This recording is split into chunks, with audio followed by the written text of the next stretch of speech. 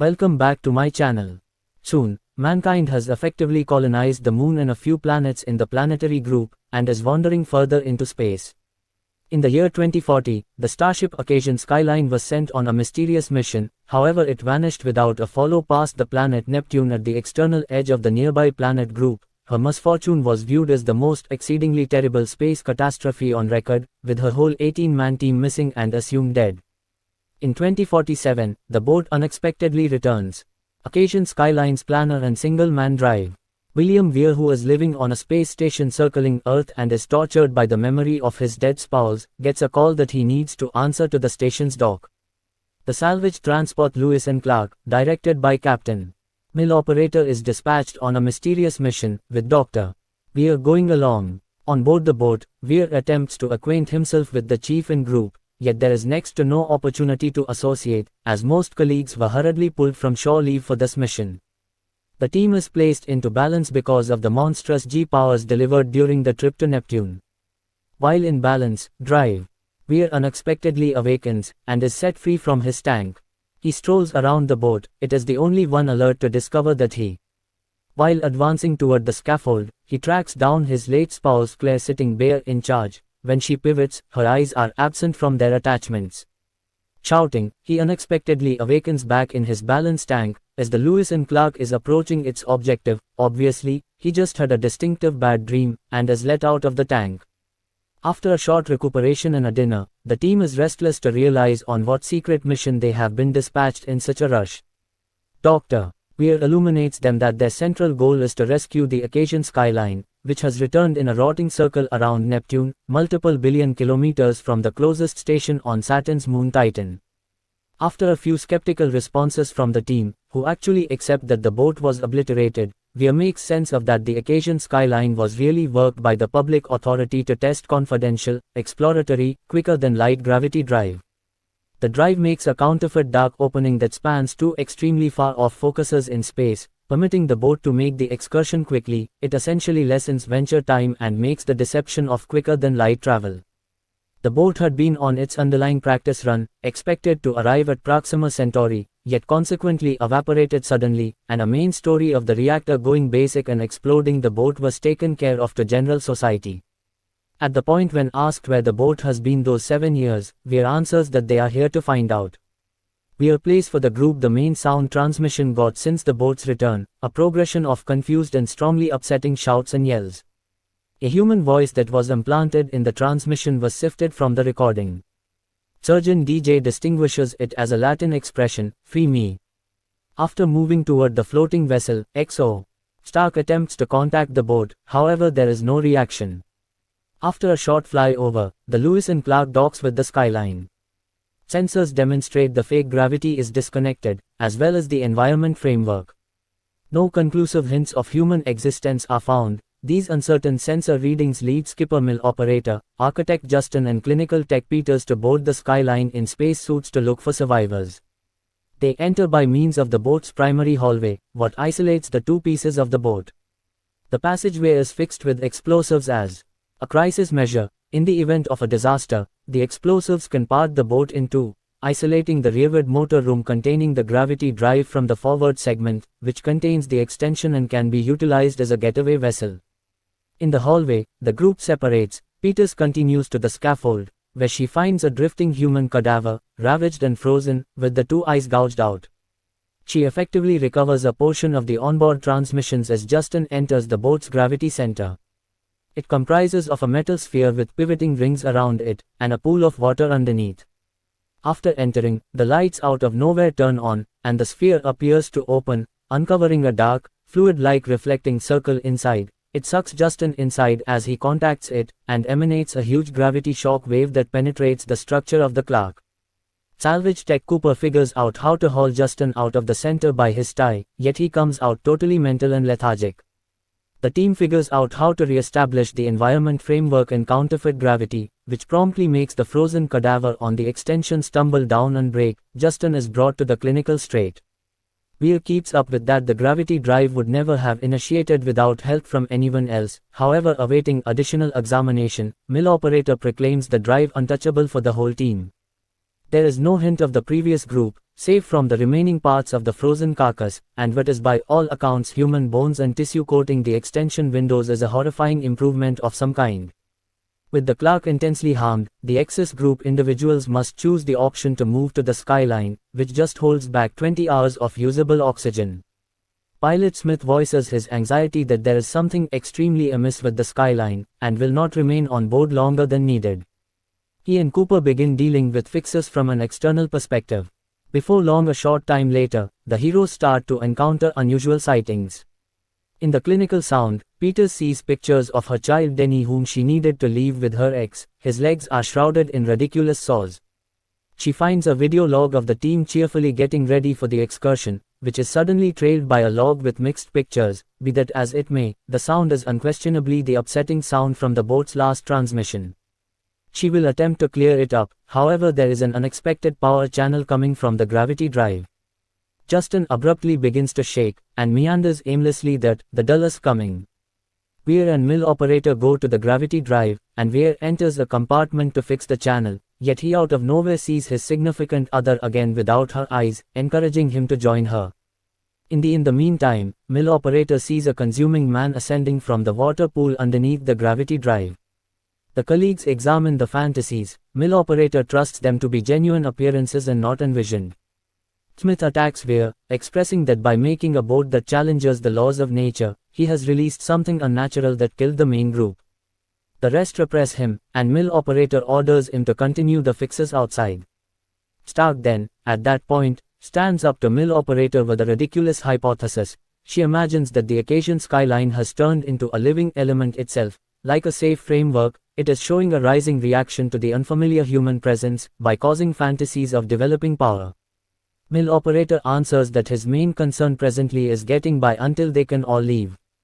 A brief time frame later, Peter sees that Justin has risen up out of his mental shock and left the clinical inlet. Out of nowhere, there is one more power channel followed by clearly bangs. A few team individuals witness how an entryway is marked by an inconspicuous power. Weir endeavors to open it, yet is come by Stark. Then a caution goes off. Justin is remaining in an isolated space, and endeavors self-destruction by launching himself into space without a space suit, saying he is tortured by terrible pictures he saw of the dim inside me when he was inside the boat's gravity center. Despite the fact that Justin wakes up from his daze, the discharge technique can't be halted. The sealed area opens and Justin is removed into space. Commander Mill operator, who was regulating the fixes outside, shows up in a space suit with perfect timing to pushes him back inside, yet Justin has supported serious bleedings from decompression wounds, and is placed in balance. Weir appears to be strikingly unshaken by the occasions. With just 4 hours of breathable air left, mill operator requests replies from Weir about the thing is causing the appearances and Justin's way of behaving, yet Weir doesn't have any idea, nor does he know where the boat precisely proceeded to remain for the beyond 7 years. Mill operator leaves and encounters more mine flights, hearing somebody weep for help. Mill operator converses with DJ, letting him know the consuming man was a subordinate called Eddie Korak, a young fellow he was once driven away from behind when a fire broke out on one of his past boats. It is clear now that the Occasion Skyline knows its tenants' very own feelings of dread and privileged insights, and utilizations these as tortures against them. DJ hears mill operator's story, and says he paid attention to the first recording once more. He currently accepts he was mixed up the initial time. The voice really says, "Frequutem ex inferus," or, "Save yourself from damnation." DJ imagines that the boat's drive effectively opened a door in space-time, however it really drove the boat outside the known universe, and took something back from another aspect which should be near the human idea of misery.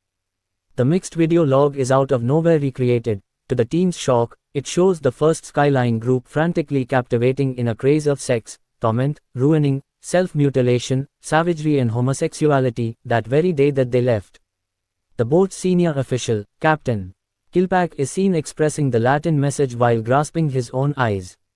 With the Lewis and Clark presently fixed by Smith and Cooper, mill operator chooses to forsake the Skyline right away and obliterate it from a remote place with rockets, in spite of major areas of strength for the Weir, who says that the boat won't allow anybody to leave.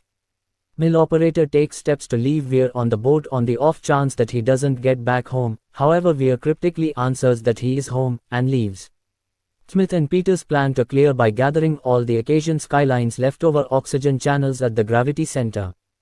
Smith leaves as fast as could really be expected, however Peters is attracted back in when she sees her child once more. She follows him to the upper level, and is directed to her demise by plunging down a shaft because of being deceived by the sign of her child. Weir, having deserted the group, shows up at the center and finds her body. He unexpectedly sees a dream of his better half, who ended it all in her bath at their home since she was forlorn and he was never near. Blasted by despondency and responsibility, Weir is constrained by her restored structure to join her by getting back to the damnation aspect, and removes his own eyes. Mill operator is assessing the principal passage when he sees one of the explosives missing. He cautions Smith over the comm to be watching out for Weir. Smith, who is on board the Lewis and Clark, checks the hold and sees Weir simply getting out. Thinking that Weir might have put the bomb on board the Clark, he hotly attempts to save his boat, yet finds the bomb with a couple of moments left on the counter. Similarly, as Mill operator shows up close to the mooring port, the Clark detonates, killing Smith and causing Cooper, who was still external on the boat's frame, to be jumped into space. Mill operator snatches one of the bolt weapons used to fix the Clark, and cautions DJ over the comm to search for Weir and kill him, if conceivable. In any case, Mill operator hears how Weir gets the drop on DJ, killing him with a careful surgical blade. Mill operator runs to the clinical office, yet sees as DJ's carcass vivisected and left suspended from the roof. He keeps on searching for Stark, tracking down her oblivious on the extension. He sets the firearm to the side to help her up, yet finds that Weir is sitting tight there for him too, and is currently undermining them with the weapon. Apparently moved by the malicious presence ready and with void eye attachments, Weir says that where they are going, they needn't bother with eyes to see. His boat has gone past the stars, and returned, alive, from an element of unadulterated tumult, unadulterated malevolence. He enacts the boat's gravity drive, starting a 10-minute commencement after which the entryway will open and the skyline will get back to the disorder, damnation aspect with her new team. Cooper, having utilized his spacesuit's oxygen to move him back to the boat, arises outside one of the windows, inciting Weir to take shots at him. The window breaks and the scaffold quickly depressurizes, sucking Weir out into space, while Mill operator and Stark can scarcely hang tight, getting away from the extension before it is fixed. With Cooper back ready, the three survivors choose to carry out the crisis plan by exploding the boat's passage and involving its forward area as getaway vessel. Stark and Cooper begin making arrangements in the forward segment, when the balance tank is out of nowhere loaded up with blood and cracks, flooding them with a wave of blood. Mill operator arms each of the explosives in the focal hallway and recuperates the detonator for them, yet he is abruptly stood up to and removed by the consuming sign of his previous confidant Korak, who shoots impacts of fire at him. With no alternate approach, Mill operator is compelled to escape into the boat's gravity center. Inside the center, Mill operator again sees the consuming Korak, however lets him know that he can't be him, since Korak is dead. The consuming man then, at that point, changes into a vigorously scarred drive. Weir makes sense of that the boat saved him and pulled him back inside. The skyline is returning and it will not permit any of the human group to get away. The two battle, however Weir is essentially immune. He violently beats Mill operator and shows him dreams of Lewis and Clark's excess team individuals being terribly tormented and damaged. Mill operator asks Weir to take just him and extra the others, however Weir declines, expressing that they should all go. In spite of the horrendous dreams, Mill operator is ultimately ready to arrive at the detonator, which he then sets off, forfeiting himself. Weir shouts, being denied the enduring group. The bombs detonate and part the boat in two, driving the forward segment away. The gravity drive then enacts, maneuvering the back of the boat into a wormhole, taking Weir and Mill operator with it. Stark and Cooper can observe defenselessly from a good ways. With an injured and sluggish Justin, they place themselves into balance for the return excursion to Earth. Thanks for watching. Don't forget to like, subscribe.